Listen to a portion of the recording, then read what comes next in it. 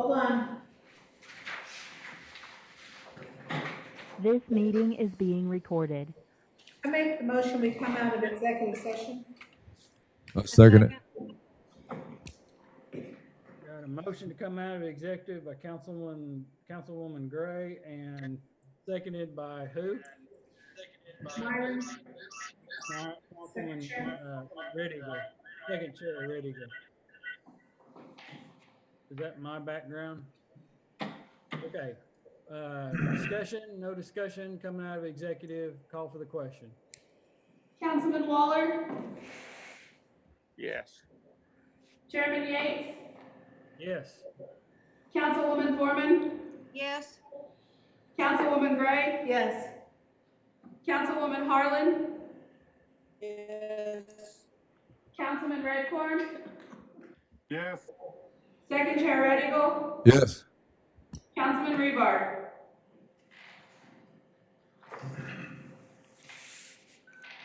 Councilman Rebar. Yes. Motion passes. Thank you. Okay, we're coming out of executive. Do we have any motions to make coming out of executive? I'm seeing none, so we're going to move on to Glen Supply. Do we have Miss Paget Siegel on the line? She's coming up from the waiting room right now. Oh, can you let her in? They're admitting everybody in the waiting room. Except for Rock and Rod.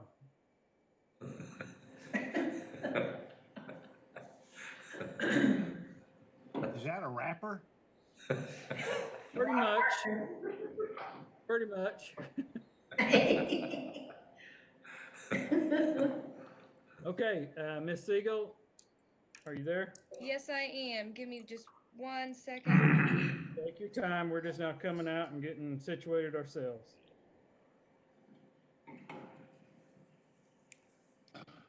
Okay.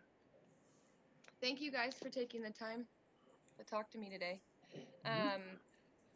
I just wanted to go over a couple things if possible. So earlier in the meeting, reference was made by Mr. Amoroso about the northeast quarter of section 2721 north 10 east and the southwest quarter of section 3421 north 10 east. Mm-hmm. And Northcote's intentions to release and assume the plugging and abandonment liabilities. And I just wanted to make you all aware that the reason Glen Supply did not send in, I know we had sent the BIA a letter saying that we were going to send in the information about plugging those wells by the 30th. And the reason we did not is because Northcote made us aware that they planned on releasing those tracks and assuming the liabilities. And then so I wanted to clear that up. And Okay. then also just make you all aware that we are in a contractual dispute with Northcote regarding the steel 2-11H and the Steinberger. Pursuant to our settlement agreement, Glen Supply retained ownership of those two wells. And it's Northcote's taking the position that because they released the Mathis unit that they now have ownership of those two well bores. And so I just wanted to make you all aware. And then if you, for reference, at the last meeting, I sent you all the settlement agreement. If you're interested in looking at it, it's on page 4 of 8 of that attachment. And I just wanted to go on record telling you all that. Okay. Councilman Revard. Thank you, Chairman. I didn't catch your name. I'm sorry. Is it Anna? Yeah, my name's Anna Paget Siegel, and my dad was the president of Glen Supply, but I've since assumed his role because he's sick. Yeah. Well, sorry to hear about your father, and congratulations on helping your father, run the business. I know about family businesses. A lot of us do. most of Osage County are mom and pop outfits. And I know Glen Supply's been around for quite a while, not just Osage, but other places. I appreciate that. Thank you. I was a social worker until like 6 months ago, so this is all new for me. Well, you know, that might come in handy with some of the issues that I was just going to say from my experience, and I did see the contract. I didn't really bother getting into it and reading it. And the reason why is because that's out of our purview, I guess, maybe. Um, we don't get involved in contractual arrangements between the producers.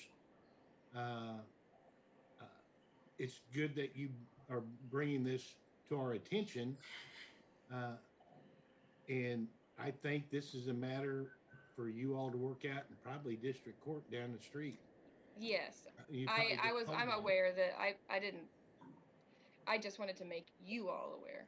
That was Okay, my intention. but I don't know how that really is going to affect us. And I'm sorry that you're having to have these conflicts. It's just part of business sometimes, unfortunately. But I am learning that. a layman, you know, I'm not an attorney, but I don't think our mineral council has any authority over contractual arrangements between the producers. And I wish you a lot of luck, but I think this is a matter that you need to resolve, if not between you and the other operator, outside of court. It could be a matter that needs to be handled in district court. That's just my thoughts. Thank you. And I good appreciate that. Thank luck you. to Thank you. I appreciate it. All I had. That's okay. Any other council persons, comments, statements? Ms. Paget, Siegel, I appreciate you coming on and keeping us informed. When we started this process, we thought it was a simple leasing, and it's kind of evolved into other things. But I appreciate you coming on and keeping us updated, and we wish you the best of luck. And your Thank father you. too. Thank Yes, you. I really and appreciate that. Mr. Siegel, he was, I remember him well, and I wish you all well in the Thank future. you. Thank you. That means a lot. Thanks for your time. You bet. Thank you, guys. All right, well, let's move on to the next agenda item. And that would be Sherwood 214 lease, where we need to amend the 2-244 with Jeremy Kelly. I don't know that Mr. Kelly will be here.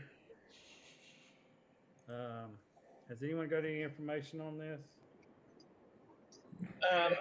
My name is Chris Kinnaman. I'm with Sherwood Construction, speaking cool. for Jeremy Kelly today.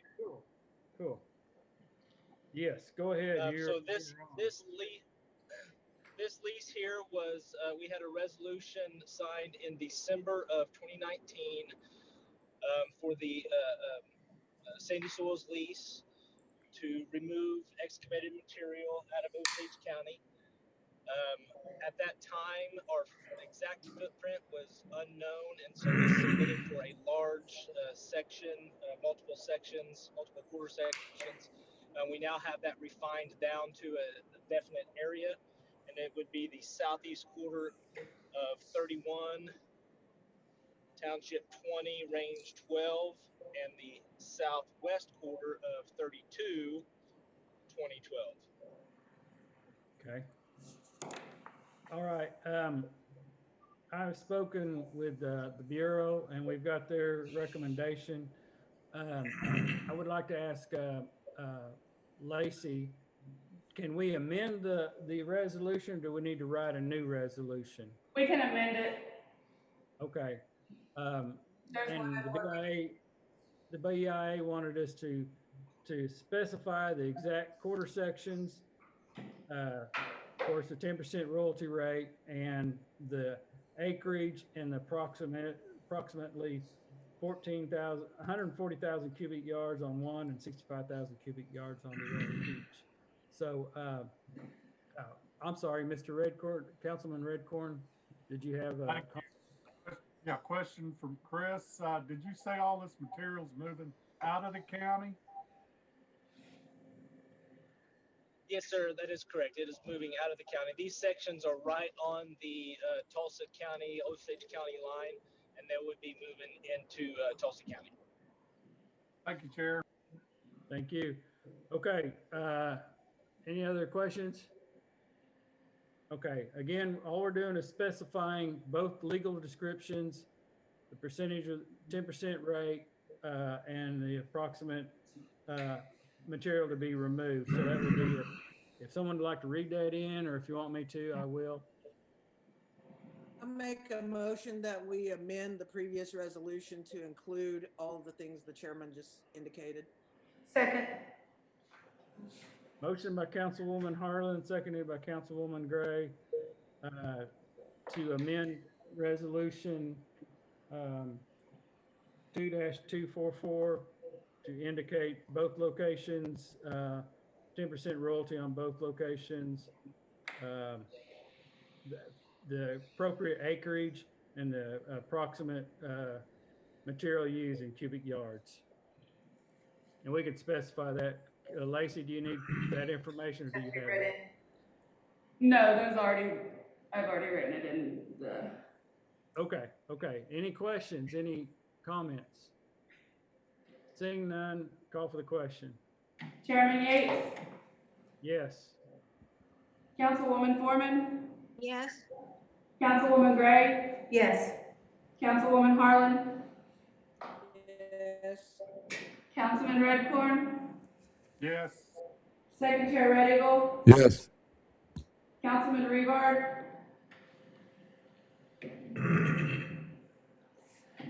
I still didn't hear We you. couldn't hear you, Paul. Yeah, yes. Thank you. Councilman Waller, Yes. motion passes. All right, Mr. Kinman, you got an approval, and I'll get that signed as soon as possible, and we can move forward. Thank you very much for your time, Council. Thank you. I appreciate that. All right, Thank we're you. moving on to 7, which is a Terra update under old business. Mr. Trumley, are you around? Yes, Chairman, I am. And thank you for letting me have this opportunity to bring the OMC up to date as to what's been going on. Since our last meeting, we have established the task force. We've started working it. It has expanded somewhat as far as who's been notified and who is invited to attend. The weekly meetings are happening. The time of the meeting was actually modified to accommodate some people's schedules. The task force meeting is now Tuesday at 9 o'clock Central Time.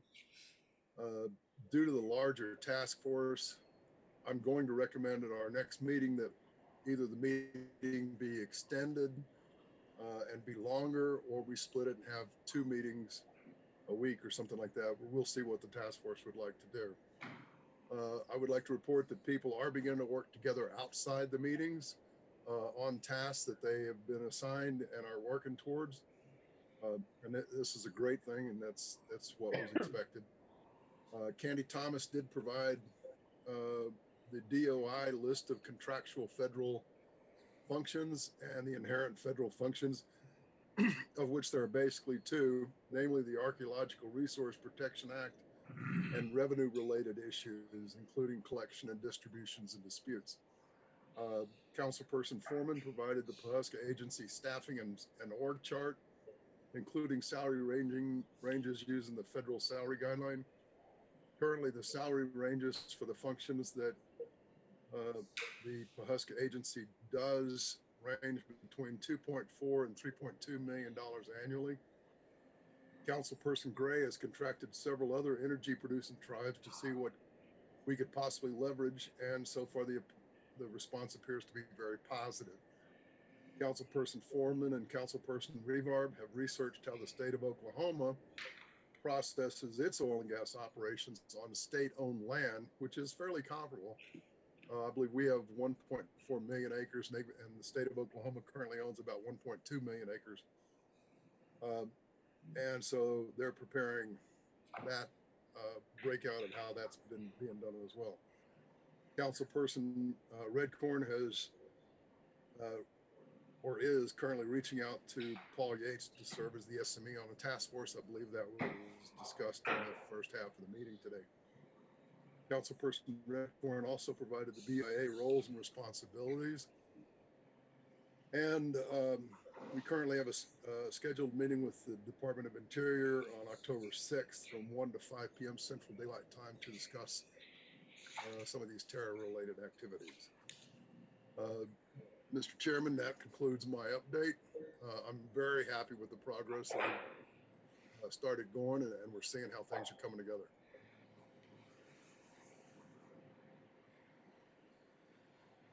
Are there any questions?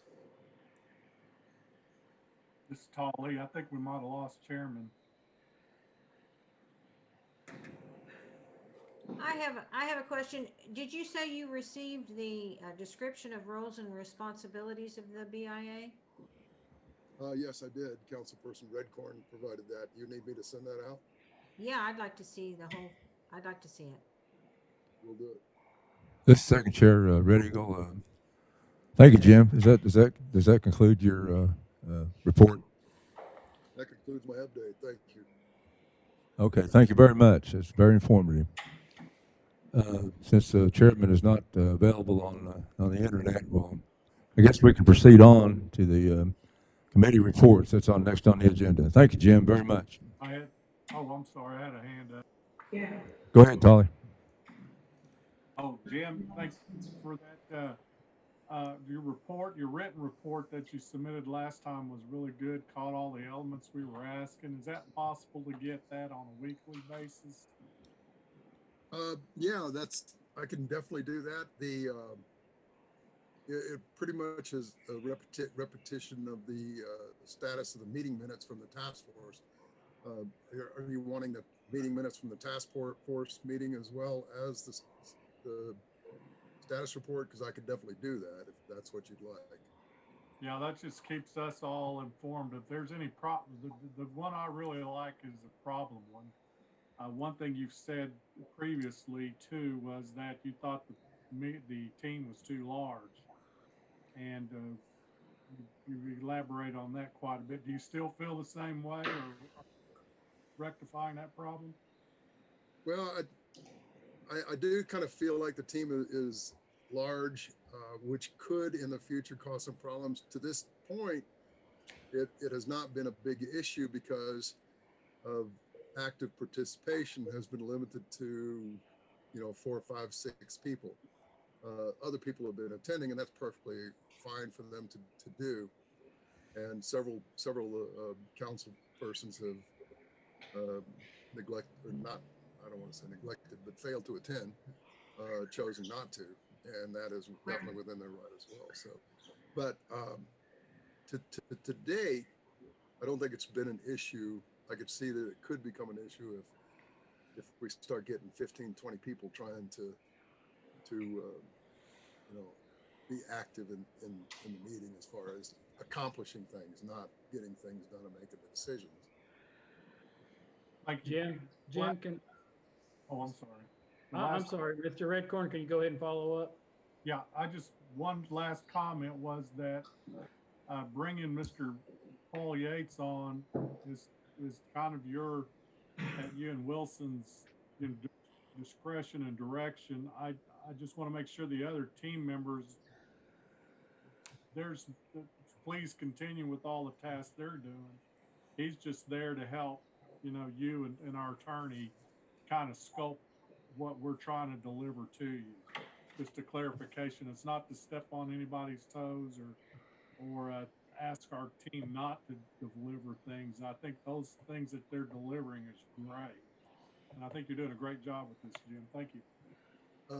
I would like to say real quickly that it was not taken as having any toes stepped on or anything like that. There is no question in my mind that Mr. Yates is an incredible subject matter expert, and that's exactly why I phrased it, that he was going to be an SME, a subject matter expert, to help us navigate a lot of the idiosyncrasies and pitfalls that might happen. So Before I go to Councilwoman Gray, I'd just like to say that the team does seem large, But I've been attending most or all these meetings, and most of the people are all listening. And that's what everyone, I think that's very important that everyone be on board with the process to watch it evolve and take place. We got some active members, but like myself, I go back and I listen. And I see a lot of other people on the participants that's exactly what they're doing. They're wanting to listen and to make an informed decisions when it comes time. So I think it's important that we keep this large group going. Thank you. Councilwoman Gray. Yes, in fact, that's just what I'm gonna echo is that, um, I had, this past week, I've been working with Congress a lot, and, they were, when they keep seeing all these meetings going on, but it was nice that they would say that, just let us get through our session and we wanna be more involved, or that they wanna listen. So I'm excited about that. Good deal.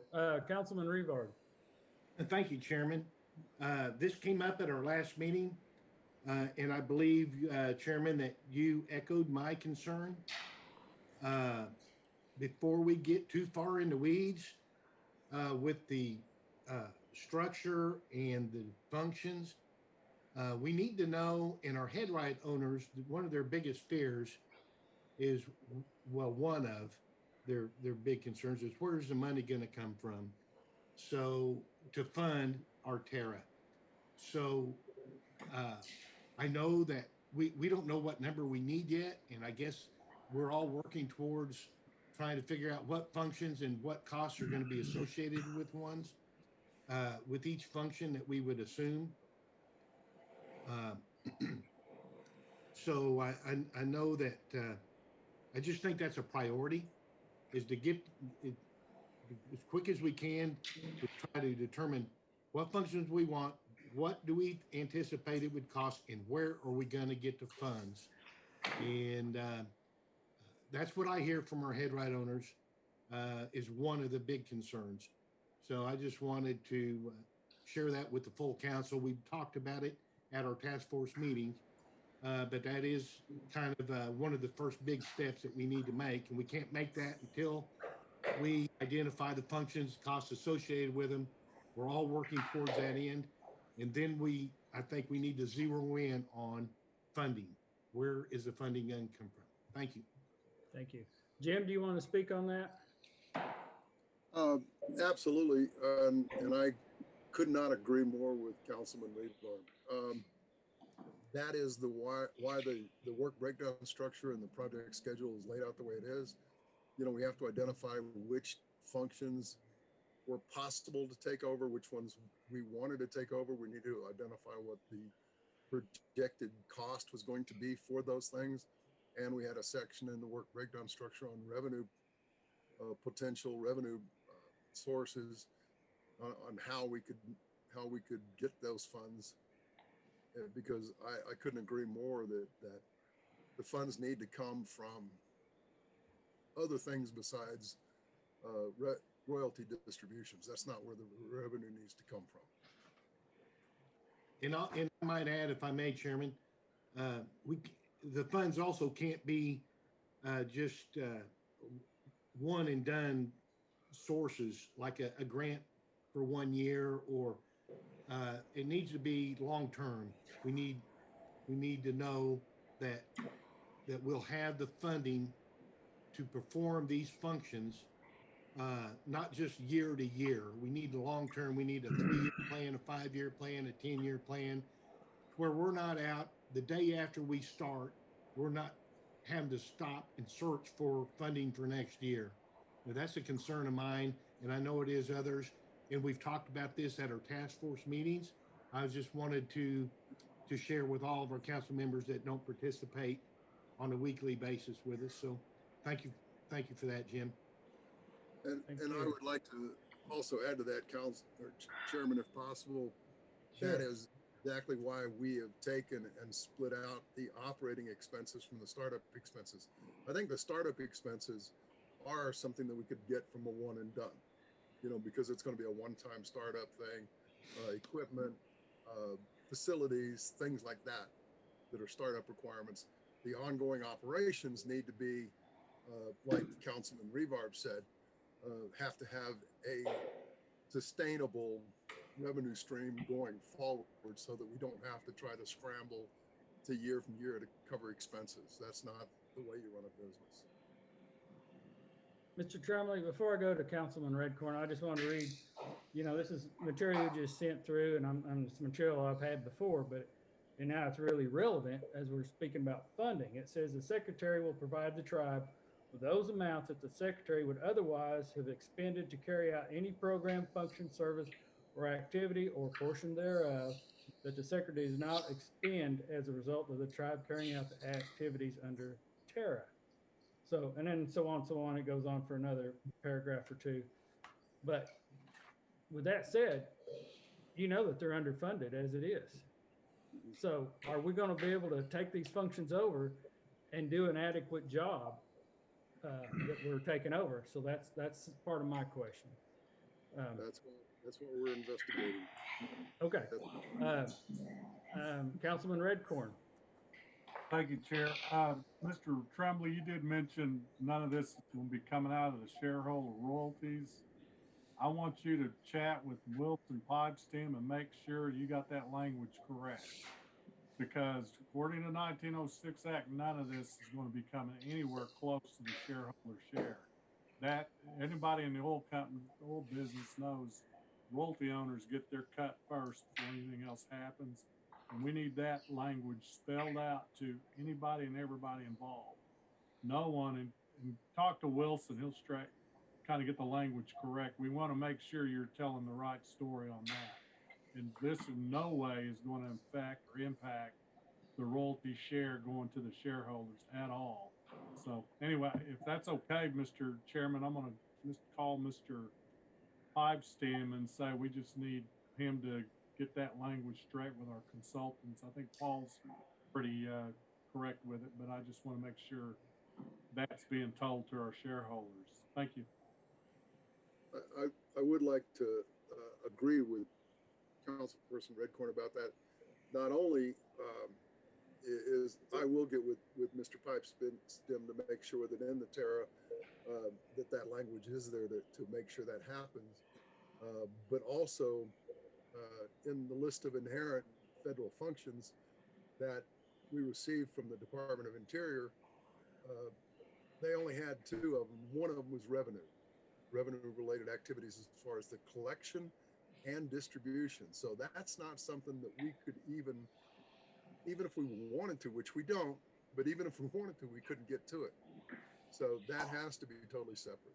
And you're absolutely correct. And we're working on that as well. All right. Thank you. All right. Anything else, Mr. Tremlay, on the update?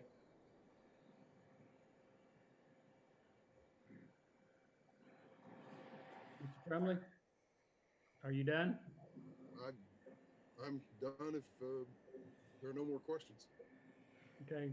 Councilman Redcorn, your hand's still up. Do you need to speak again? No? Okay. I guess we're done with the update. Look forward to seeing you or talking to you possibly Tuesday at 9 o'clock, right?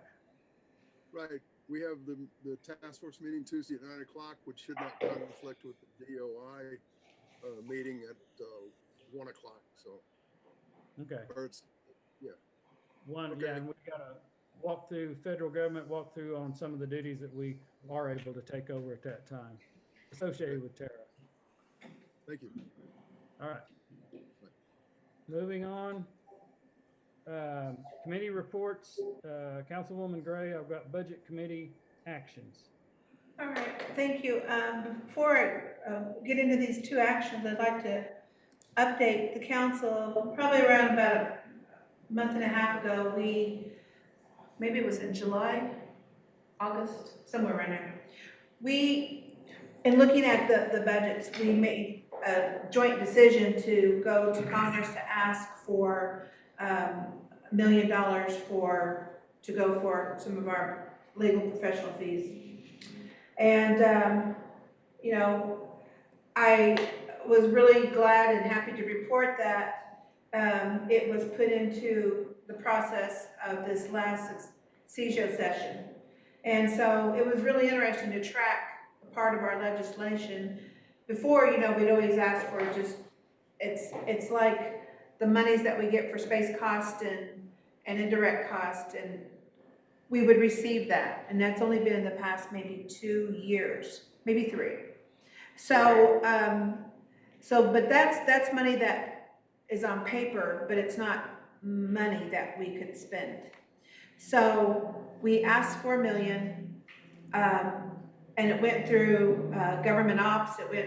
Was put into appropriations, and it was a chairman and myself were asked to speak before an executive session for some of these committees, and we attended. But I'm glad to say, as of today, that we didn't get $500,000. I mean, we didn't get $1 million. We got $500,000 plus the $216,000. That positions us for going back in the spring to ask for additional monies. And in a lot of that discussion we had, they go, we should be funding you consistently. So as we go through these asks, and what I really learned is it's really within that justification, educating the Congress on what our needs are. Once they found out everything that we were working on, I can say that there was every single congressional member who was in favor of continuing funding us, but we need to be really diligent, start early next year for FY22 budget. And we know they're in contentious times about where that money goes and what is the true need for that. A lot of things got cut, but I can tell you there are several, almost all of them really give an impassioned statement of what it meant to help the Minerals Council. There were some that were saying, hey, let's give them the whole $1 million. Well, we have to really watch our budget. We'll see where we are in the spring. So they encouraged us to come back in the spring to ask for the other $500,000. So collectively, we received from Congress $216,000. No, excuse me, $700,000. Wait, I'm hoping it's in this. $716,000. I'm not looking at my notes, I'm looking at something else on down here on my paper. So I'm really pleased, to say the least, and some of us were like, oh, I hope we get something. Well, we did get something, and it's going to greatly help us as we move forward. And they were, like I said, very surprised of all the work that we're doing right now. And so when we're concerned about budgets, clearly it was stated, we are in the Constitution, the 3 branches, the Minerals Council, and the 3 villages. And it was very impassioned speeches. I can't express that enough, but we got the support. There was 5 of them who said, give them the whole $1 million. And then the others, the 7, said, well, let's give them $500,000 and have them come back in the spring. So we will definitely go back in the spring, and also for our FY22 budget, we will prepare to do another ask. I mean, we are in an age of the industry of new age of going into business. We're doing a lot of different things, and I will say this, that just to not get overwhelmed on this, we all stand there every election saying, I stand to protect the mineral state. Well, I think we've showed 2 different ways how we are protecting the mineral state out of this meeting. One of them is that it takes money to protect it, and we received $500,000 to help do that. And we told them what our mineral state was worth, and they understood. The other part is what we did today is in making constitutional changes that is going to strengthen the mineral state. That is the protection. So I really applaud our Minerals Council for the work that we've done, and I was really glad to really learn about the congressional process, because at every stage, they conduct themselves way different than what we do, and so it was a learning process, and I want to thank the members of Congress, and also Chief signed the bill, and so now it's done. We have $716,000 that will go to us, but absolutely no strings attached. We need it to protect this mineral estate. And that's all I wanted to say, Chairman, about that, and I'll go into, if anyone has any questions for me, I'll answer them, but, Councilman Redcorn, I see your hand up. Thank you, Chair. Great job. In short, you're saying you just raised $500,000 for me. So great news. The second thing I'd like to say is there any way maybe the Budget Committee can look into to vary these funds and tasks that we've got to get the nation involved, and Tara is a big one. So if you use some of those funds to maybe help us do the Tara, maybe get our consultants paid through that. this is, okay, can I answer? This money is specifically for our legal fees, for all the legal, so it will be in there, yes. So the answer is yes. Okay, so I just an encouragement to say we could concentrate it on the things we got to bring the nation in, and Tara's a good one. Oh, absolutely. If Wilson could and his consultants start hitting that thing on Tara, that would help us tell the story. We're using their money to strengthen the nation. Anyway, just a recommendation. Thank you, Chair. Thank you. Councilman Waller. Just in general, I think that the request should be more. I think that they shouldn't have cut the money. Secondly, is that our request needs to be exactly what we're talking about. It needs to be able to be used for administrative consultation and attorney. And that's just what I wanted to add, Chairman. Thank you, Councilman Waller. Councilman Revard. Thank you, Chairman. Well, so that's contrary to what Councilwoman Gray just said. She said it was for legal fees only. So can you clarify that? Is this for legal fees only, or does it also include administrative? No, I think what his statement, I mean, unless I heard it wrong, is, next time we go for an ask, we need to be asking for more. But this one was specifically, and we all agreed to it when we sit down, because, our line item budget for, and what I did is, just to be honest, is I just looked at the history of what we have been spending over the last minerals councils, not just 1, 2, but we have too. So, I mean, it is on, but we are doing a lot of different, we've got a lot of different irons in the fire, and so it's for professional fees. So as long as we're moving that, the experts that we're using under Wilson Pipeston's contract, or Pipeston Law contract, then we're fine. And that's where that is right now, which it allows us to also hire staff that we've been looking at for this next budget. So, if we need a gas contract attorney for the pipeline situation with Keystone and possibly the Scott DeSharm entities, can we use some of these funds to hire this specialist lawyer for that purpose? That would be yes. Okay. I mean, this isn't just for, as you can tell, it is not for one law firm. It is for any legal fees of any of the battles that we are fighting. And I'll just tell you that when we were presenting our case, there was one congressperson that, even though I said that we are, and I did mention that we've used Tim Dowd, we've utilized, since we've been in office, we've utilized 4 law firms, Frederick Peoples of Morgan, Pipeston Law, Gene Bertman, and also Tim Dowd. So it's for any legal representation that we are needing moving forward. Okay. And so we could even use these funds to have a trademark attorney trademark our. Yeah, you saw my email, and we could, Okay. yeah. All right, that's all I had, Chairman. Thank you. And Thank you. Councilman Redcorn, your hand's up. Thank you, Chairman. I'll say it again. I think we ought to use these funds for the things we're bringing in the nation. And the budget committee can make that happen.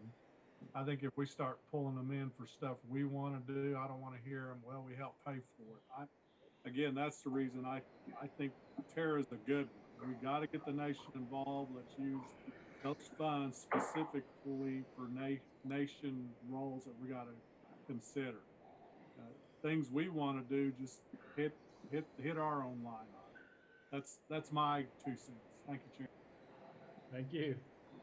All right, Councilman Gray, you still have the floor. Okay, well, let's go into, the first one is, the FY budget modification. So this is, I know that we obligated those funds last time, so this is the last time we'll hopefully have to deal with FY 20 C395. So we went through our budget meeting yesterday. We had already requested that this be put on agenda earlier in the week. We knew that we had to do this, so this will close out all of our FY 20 C395, and I'm prepared to make a motion that therefore be it resolved, the Osage Minerals Council hereby approves budget modifications as attached for FY 2020 C395. And you have the attached budget, so we've cleaned out all those lines, and that will clear us out for 2020. I'll second that. Thank you. We got a motion on the floor by Councilman Gray, second by Councilman Red Eagle, second chair Red Eagle. Any questions? Seeing none, call for the question. Councilwoman Foreman, Yes. Councilwoman Gray, Yes. Councilwoman Harlan, Yes. Councilman Redcorn, Could you repeat the question? The Osage Minerals Council hereby approves budget modification as attached for FY 2020 C395. Yes. Second Chair Red Eagle, Yes. Councilman Rebar, Yes. Councilman Waller, Did we lose that one? Councilman Waller, Looks like. Chairman Yates. Yes. Motion passes. Okay. All right. Moving on to the second item in budget committee actions, Councilwoman Gray, acquisition and storage containers. Yes, so last meeting, I said that I would take on the task of coordinating the move with the Osage Health Clinic for our Southside space. And through all of our, and I went over there and I met with, I contacted Dr. Shaw. We've set up meetings with Kirk Shaw and also with Mike Shackelford. So we sat down and went by everything that was going to be needed for the move. Where we found out that we've stepped into a bit of a challenge is that it was determined that there was a significant amount of mold on the inside of the file folder, the folders and file cabinets that are currently stored on our north side where our staff will be moving, and that there would be some air quality issues. I contacted Mary Brown with Archives. She came over, did a cursory review, and then her recommendation is that there is ways to mitigate our files, the actual files, that they would need to probably be stored off-site and then hire a company to come in and mitigate, clean up the mold, the green and black mold that's on them, and but still have access to them. That's what Mr. Lynn had made sure, he wanted to make sure we had access.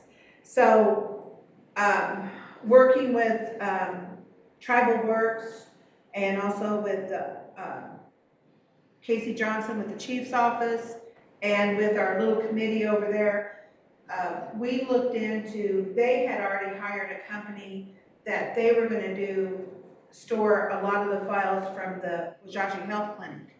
But they were needing one that was to protect the files, that was, had electricity, refrigeration to it. Because our files are already contaminated at this point, we just need to remove them temporarily, and the Office of the Chiefs had advised that Tribal Works has a secured site down in Hominy, and with a pad has already been created where other storage containers like what we are looking at will be housed. It's in a secure section, and it has fencing and all the precautions that we need. This is a temporary move. So in talking with Chairman, we suggested perhaps if we could get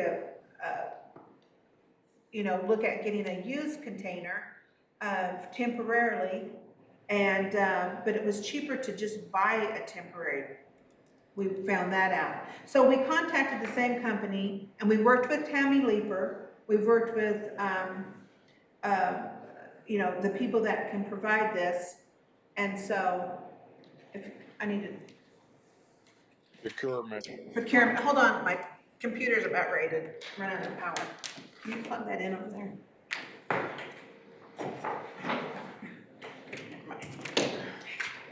Welcome to the meeting. Okay, sorry, okay, so I just needed power and plugged it in wrong. So that's the backstory of this. So all we're needing is, we've got a cost of the container. If you can look at your attachments, the container is $3,350. And like I said, I know that there's many of you all that want to save those, but we also wouldn't hurt to get them cleaned and digitized as well. I mean, that's how I feel like we should handle it. But anyway, these are protected against water and bugs and all that stuff, because these are. And then I contacted Eddie's on with Tribal Works, and he said that there is space down there for us to have a 40-foot container. So my ask today, so we can get this going, and this bid is only good until today, then I have to go out and get everything rebid. But I've been working with Tammy Leeper. Once this is approved, she can call the company and say, we'll be able to get this. So here's where I'm asking. Therefore, be it resolved, the Osage Minerals Council hereby approves purchasing containers to house the well log library, and these funds will come from S5110 fund account. I second. I've got my hand up. You'll be in discussion. We got a motion by who? Me. Okay, and a second by? I think Tolly. Tolly. Oh, okay, I'm sorry. Councilman Red Eagle? Who was it? It was Councilman Redcourt, second. Chairman. Oh, Councilman Redcorn. Okay, before I go to Paul, I would say that that's a great price on those. I've looked at them for my ranch. They are rain resistant and rodent resistant, which is two main things. I was looking at them for feed, and I did instruct her that a 20-foot is more expensive than a 40-foot, because a 20-foot you have to cut in half and weld ends on, is what I was told. So that price she's got is probably $1,200 cheaper than what I could find.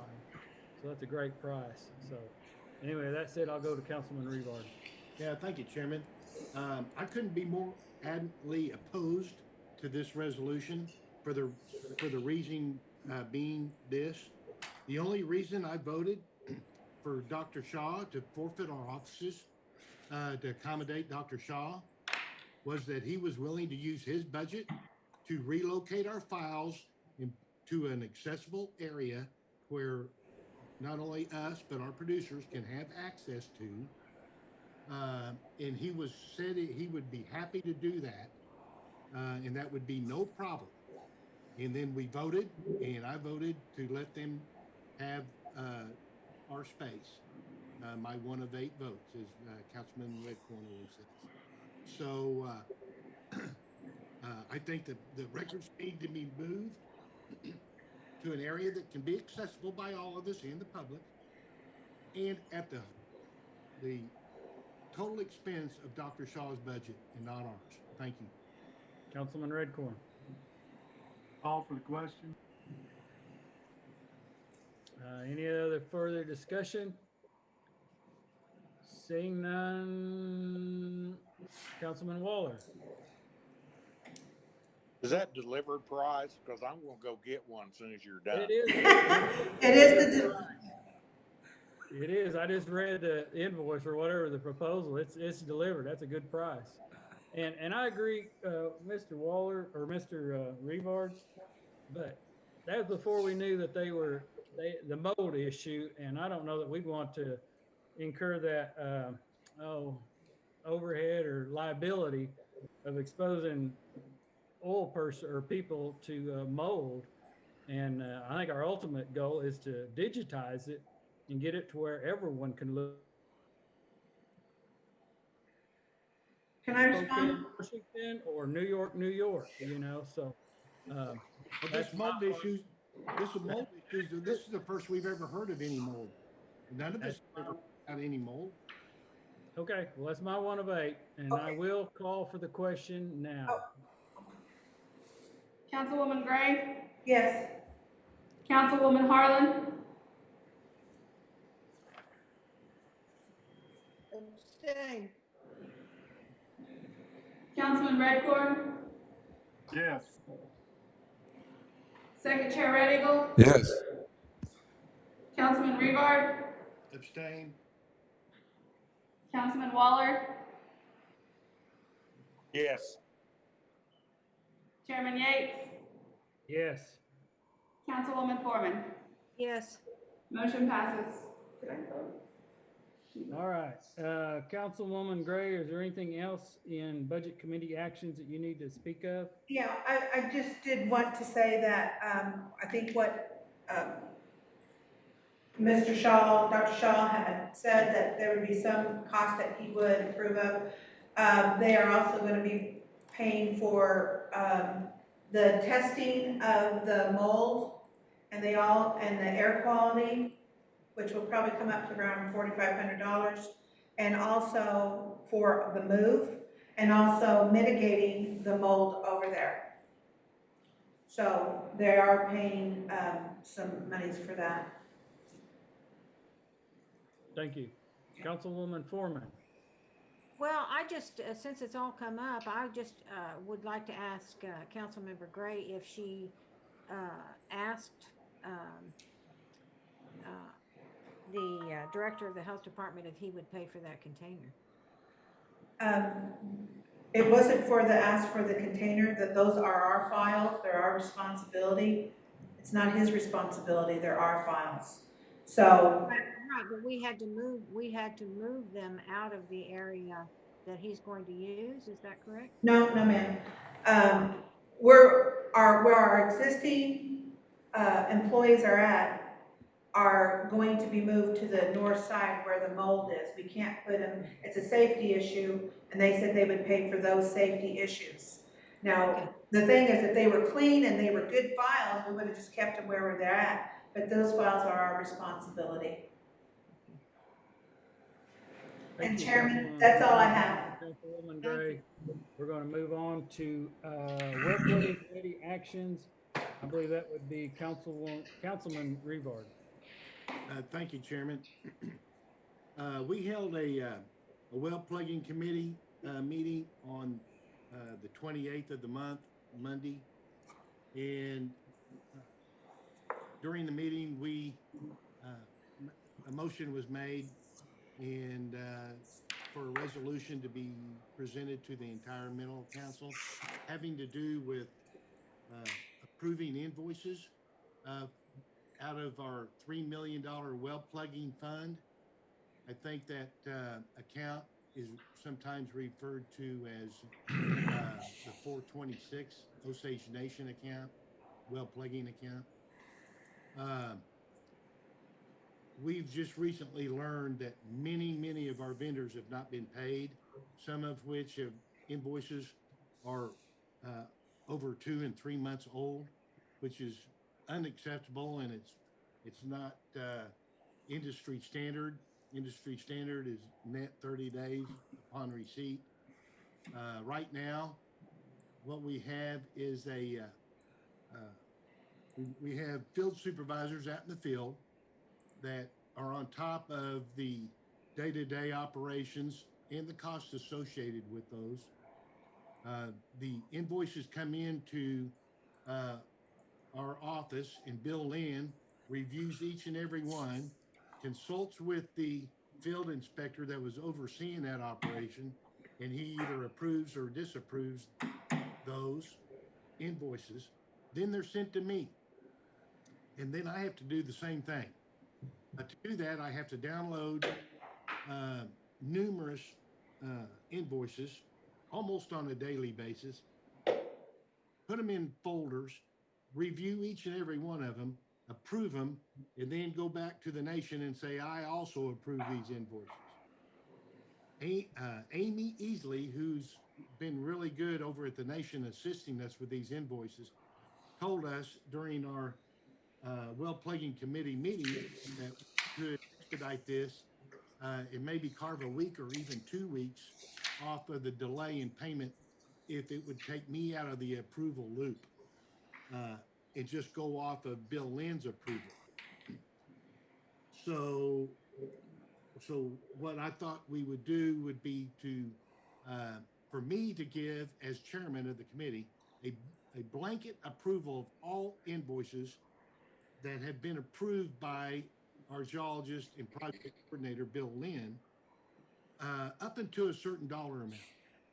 And we randomly, maybe not randomly, but we set the dollar amount at $6,000. Anything above $6,000, I would still have to approve.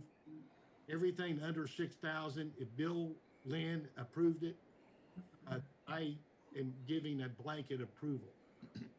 So, and this is strictly for to get these vendors paid in a timely manner and to take the burden off of me. It's getting to the point where if I have to continue to do this, we're going to need to hire me a staff in Bixby, Oklahoma, to come over and help me keep up with this. So the resolution reads like this. This is proposed. The Osage Mineral Council hereby approves the blanket approval from the OMC geologist William Lynn for all expenditures from the 426 Osage Nation account up to and including $6,000 amount. All expenditures above $6,000 will require additional approval by Well Plugging Committee Chairman Paul Rivard. So that's the resolution that I would like to present. Motion by Councilman Rivard and second by Councilman Redcorn. I see discussion. Councilwoman Gray. Oh, okay. Well, I do have a question for this. I know that when Councilman Redcorn had his committee, was this kind of, did you all follow the same procedure that Mr. Lynn would approve, or did it go through Candy? And the other thing is,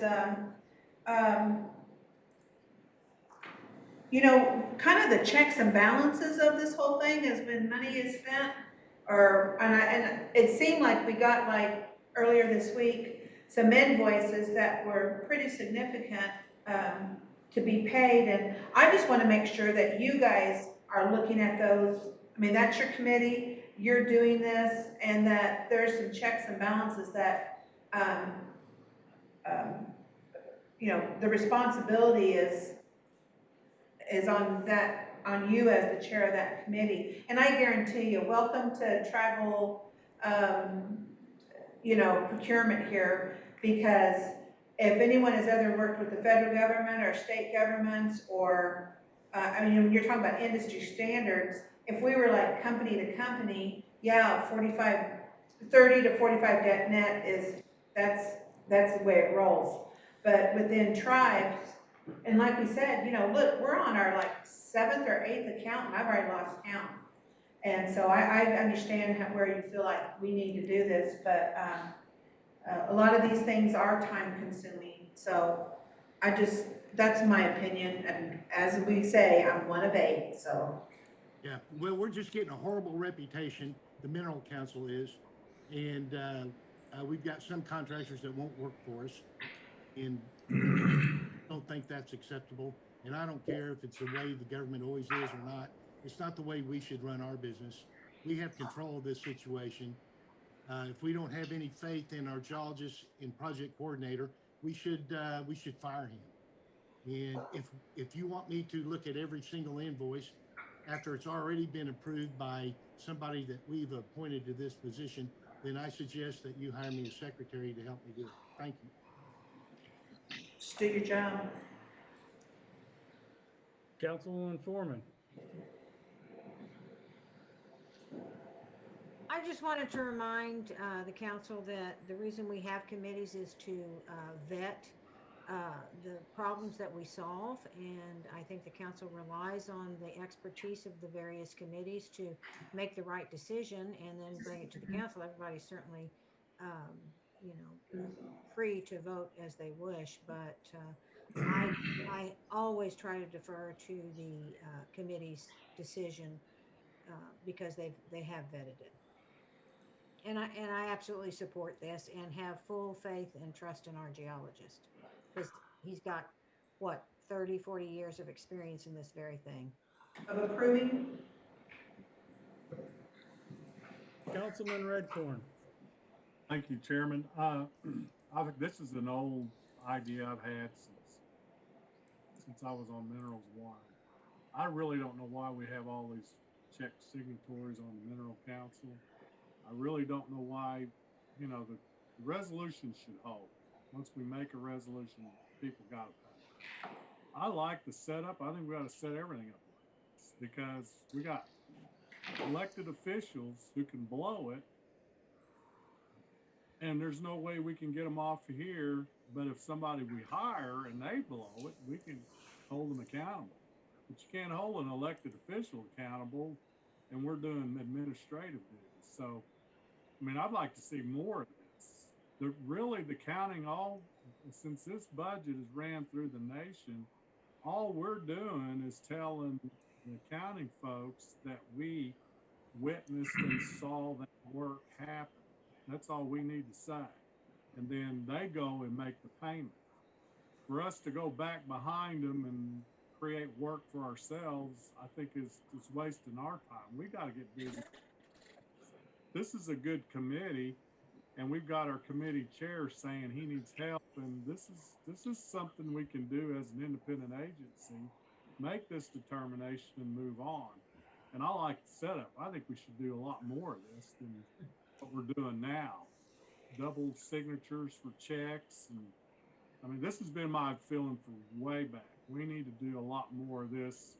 Get a CEO in place and let them write the checks. If we hire Lacey as a CEO, let her write the checks. All she needs is a resolution from us. Let her make it work. Why are we going back and making more steps for the Mineral Council to do something once we've already approved? Just some thoughts, but I approve and I'll vote yes on this meeting. Second Chair Red Eagle. Thank you, Chairman. Yeah, I sit in with geologist Bill Lynn a lot of days. I'm here just about every day, and I see the lack of expediency that this process has. You know, I remember on the second Mineral Council, as Chairman Yates will remember too, we wanted to take over our own accounts even then, and we were turned down flat. And so this is a process we have to deal with, and you know, if you just think about it, the vendors who are not getting paid, just like Councilman Revard said, some of these guys may not want to come back, you know, and if you have to hire somebody to get a well plugged immediately, say if it's an emergency well, and these guys don't want to come back because they're not getting paid, you know, there you are. Thank you. Councilwoman Gray. Yeah, just to answer Councilman Revard's question. this is kind of goes along what I've been saying all along. I don't know why we are not doing our own procurement because it takes so darn long. I've mentioned this on other bills that we've had where it's dragged, and trying to get you all on board now, and then now you bring up this about approving. I've been saying this for almost a year. Why don't we have Lacey do all of this now? And that will meet that 30-day. We will be able to we were waiting for micro to crash. When we start doing things on our own terms, on our own, and have our staff do this, that's why I brought this up, is because I'm like, we can do this on our own. We don't need to keep going over there and being slow rolled and having, this is on our 7th or 8th. I'm making my case here is why we need to be doing this. I will be voting in favor of it, but I will tell you, I hope that when we come back again saying that we need to have our own staff to be able to handle, like paying these bills when we got a grant, let's do it. Let's not have to wait. When I know that Councilman Redcorn was saying, well, you know, just let the nation do it. So determine who you are today. Either you're gonna be like, let's do it, and then we can, because we don't write that many checks a month. But I'm telling you, you ought to see what it takes to pay for coffee for the office. It's like an ordeal. I understand the issues. That's why I'm saying, why don't we just go ahead and just procure this, and when those invoices come in, and if they're under this amount, then they send them over to Lacey and she can do a check run and get them That's paid. not an option. It's not an option. That's what Jason, it is not an option. What I'm saying is that, do you see my point? Is I'm saying that we can do this on our own. And I think that we should. Okay, thank you. Before I go to Councilman Waller, I'm going to say that I think Minerals Council 3, we did make it to where we could take over our own accounting. There is a process that we can do that. What we decided was that it was too expensive for us to do it on our own at that point. You're talking about, we pay for space costs and indirect costs. And so for us to hire a staff to do all those duties, insurance, indirect costs, FICA and all that stuff, you'd have to do salaries, you'd have to do, there's a lot of things involved, and at some point we backed off. But there is a standing resolution that if you want to take over accounting duties, I believe they're there. I mean, I want to defer to Councilman Waller because I think we set that up.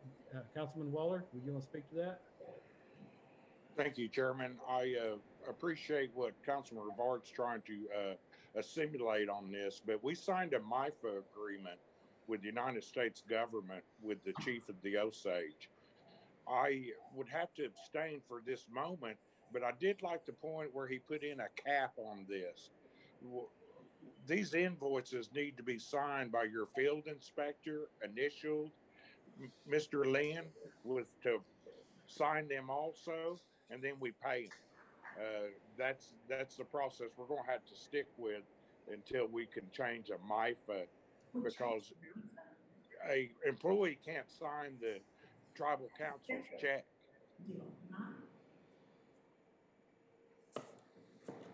Is MIFA, doesn't it have to do with federal government contracting? That's how we got this money. Councilwoman Harlan. Yep, okay. The question. Call for the question. Councilman Redcorn, I'll give you one last shot. He's out of here. Okay, I guess call for the question. Oh, He's on mute. I'm sorry. Regardless of what we vote and say, this is an intergovernmental agreement between the Osage Nation and the U.S. government. We can't get in there. They're and Candy Thomas and her accounting through the nation's gotta pay it. Or Mr. Waller is correct. We'll have to go back and redo that whole agreement. It's not our call. It's the nation's call. So I say we not mess with it, but let's get this $3 million out of the way and get some wells for it. Thank you. thank you. All right, Councilman Revar, I'll give you one last shot. Okay, just real quick, and thank you, Chairman. I would like to add that this was the Osage Nation's recommendation that I do this. Tammy Leeper's office, Amy Easley, that attended our meeting on the 28th, it was her suggestion that we do this. And so I just wanted to point that out. Thank you. Okay, call for the question. Councilwoman Harlan, Oh my God, yes. Councilman Redcorn, Yes. Second Chair Red Eagle, Yes. Councilman Revar, Yes. Councilman Waller, I abstain. Chairman Yates, No. Councilwoman Foreman, Yes. Councilwoman Gray. No,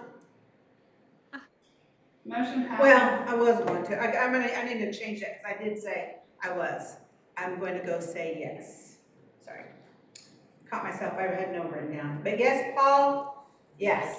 Yes. Motion still passes. Thank you. Chairman, Councilman Harlan. Mr. Chairman, or- before we adjourn, because I know we're at the end of our agenda, so before we adjourn, just two comments. I received a call from a shareholder who was questioning why oil is being transported in the wee hours of the morning on Highway 20.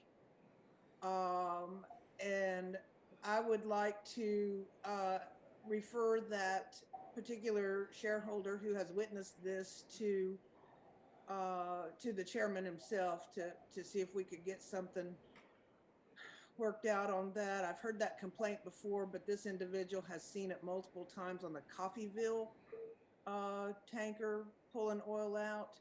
So if it's all right with you, I'm gonna make a referral to you on that, and I will give you the name and such outside the council meeting.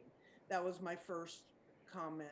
My second comment would be, I know all the employees of the nation are back at work now, and we're using COVID and all of the distancing and mask and so forth. And I noticed that there was some emails.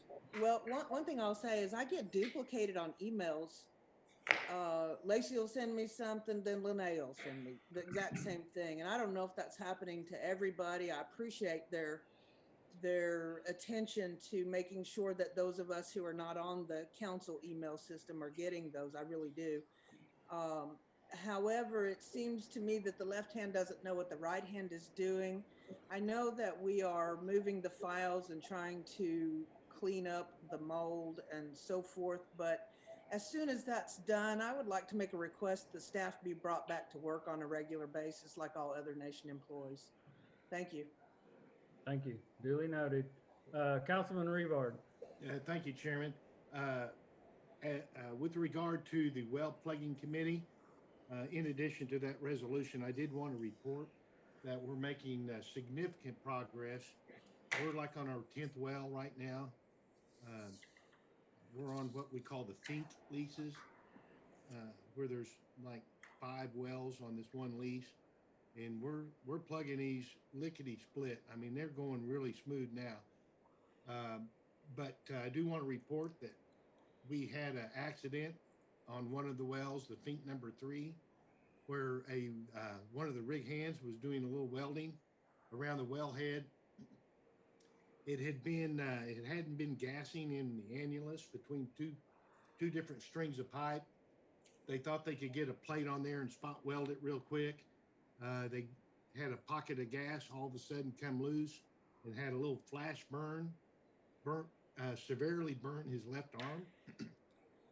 The flash also went under his welding mask and burned all his facial hair, which probably saved him from having facial skin damage. He's been in the hospital originally to Pawhuska. They took him by ambulance to the Hillcrest Burn Center. I think he was released this last Friday without the need for skin grafts. and he was in good spirits. He works for Lester Well Service. The liability falls on Lester Well Service and not us. The incident was reported to the Osage Nation by our geologist, Bill Lynn, and it went up the ladder, and I think it was even presented to the Attorney General. There is a hotline for such accidents. They were notified, and the individual's name, he's a local hominy individual named Christian Drummond, and I think fairly young guy. And from what I know, he's recovering as well as could be expected, and in good spirits. So I just wanted to report that to everybody. Thank you. Thank you. Paul, could I ask you to speak on the trucking issue? Is that a common, since you're an oil person, is that a common practice that transports be running at 2 o'clock in the morning? I think that's highly unusual. I sell oil to Coffeyville, and I've never known them to come out after dark ever, in my experience.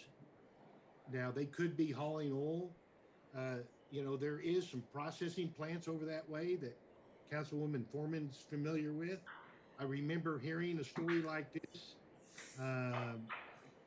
months ago, and I believe it was in the area of north of Fairfax, where somebody does have a pipeline, and it could be that they're transporting oil to their pipeline from one of their tank storage facilities and putting the pipeline north of Fairfax. But this, I really have no knowledge of that operation, but it would be highly unusual for a crude purchaser, regardless of who it is, to be picking up oil from a producer's lease after dark. That's my thoughts. Okay, thank you, Paul.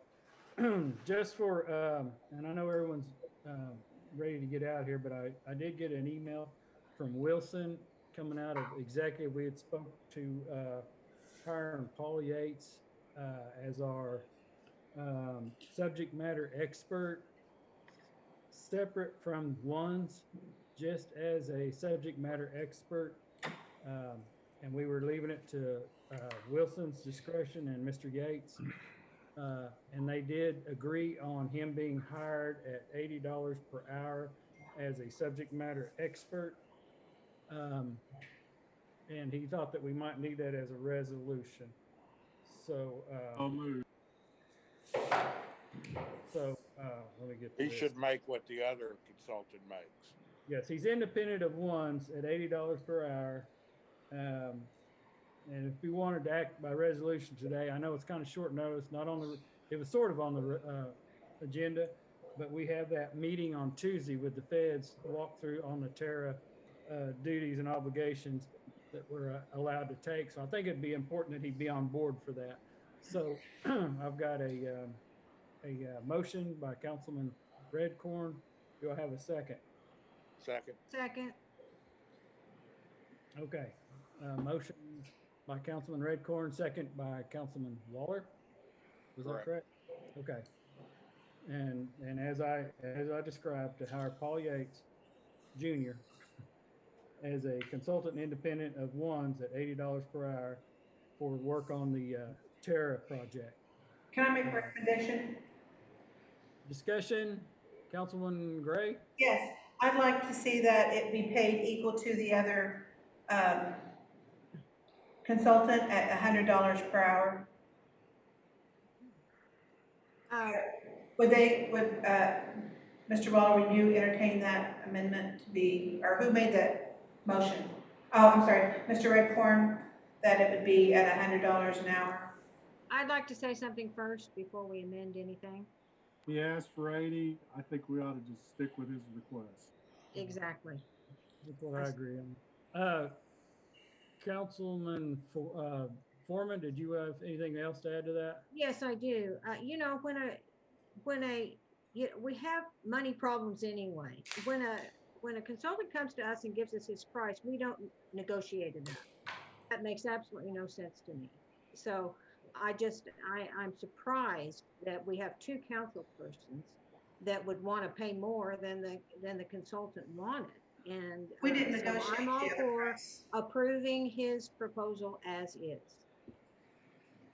Thank you. Councilman Waller. No, we're good. We'll just call for the question. Councilman Revard, one last shot. Okay, the question is at $80 an hour? Yes. Is that, okay, thank you. Councilwoman Gray. Yes. Okay. Well, I mean, we didn't negotiate the other contract. We just said 100 yes. And that was no negotiation.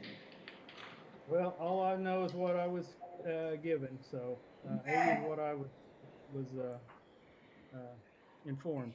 So with that said, $80 an hour, independent of ones, for our subject matter expert dealing with Tara. Call for the question. Councilman Redcorn, Yes. Second Chair Red Eagle, Abstain. Councilman Revard, Yes. Councilman Waller, Yes. Chairman Yates, Abstain. Councilwoman Foreman, Yes. Councilwoman Gray, I already voted yes. Councilwoman Harlan, motion passes. Chairman, Okay. Very good. Very good. Anything? I make a motion, I make a We mo- still got minutes, and then we can adjourn. I was gonna make a motion, we accept the minutes. Second. Second. Motion by Councilman Redcorn to accept the minutes, and seconded by Councilman Waller. Call, any discussion? Seeing none, call for the question. Second Chair Red Eagle, Yes. Councilman Revard, Yes. Councilman Waller, Yes. Chairman Yates, Yes. Councilwoman Foreman, Yes. Councilwoman Gray, Yes. Councilwoman Harlan, Yes. Councilman Redcorn. Yes. Motion passes. Motion to adjourn. Mr. Chairman, Mr. Chairman? Chairman, Yes. Second motion. I have a motion and a second. Councilman Harlan, are you trying to speak? I am. I just wanted to clarify something we were discussing earlier that I brought up, which was the removal of oil in the middle of the night. That's on Highway 20 towards Skytoot. I don't know which lease it is exactly, but I'm gonna have the shareholder make contact and convey that information in case we need to do an investigation of some sort. I just wanted to clarify that because I didn't want everybody to think it was up around Fairfax. Thank you. Nope, forward it to me, and I will forward that to the Osage Nation Police and also the Bureau of Indian Affairs. And I think they referred Thank to you. the county deputies, but I'm not sure. So, Councilman Waller. Yes, they're heading out here to this dump station by Skytooth Lake. I do see this, and it has been brought to our attention forever. It's the same two drivers out of Barnstall, and they're using this dump station. Thank you. Thank you. Okay, I got a motion to adjourn by, who made the motions? I did, Chairman. Councilman Red Eagle, and who was the second? Redcorn. I was. Councilman Redcorn. Call for the question. Councilman Revard, Yes. Councilman Waller, Yes. Chairman Yates, Yes. Councilwoman Foreman, Yes. Councilwoman Gray, Yes. Councilwoman Harlan, Yes. Councilman Redcorn, Yes. Second Chair Red Eagle. Yes. Motion passes. Hey, one last, Councilwoman Gray, did we take care of council or the Wilson? You need to come sign. I'll be there shortly. Thank you. Okay, thank you. All right. thank you, everyone. That's a wrap. Everyone stay safe, and we'll see you next time. Thank you again. Thank you, Chairman. Gotcha. Bye. Thank you. Bye. Bye, Paul.